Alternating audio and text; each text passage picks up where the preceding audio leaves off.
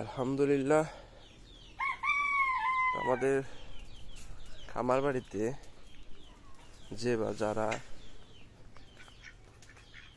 মুরগির ডাক পছন্দ না করে তারা এসে থাকলে পাগল হয়ে যাবে। আমার তো খুব ভালো লাগে।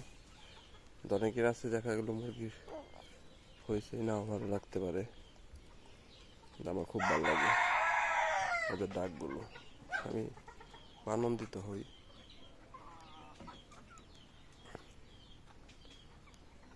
যারা সবাই করতেছে, মাশাআল্লাহ আমার মোরগগুলো খুব সুন্দর হয়েছে, পাশাপাশি মুরগিগুলো খুব সুন্দর হয়েছে।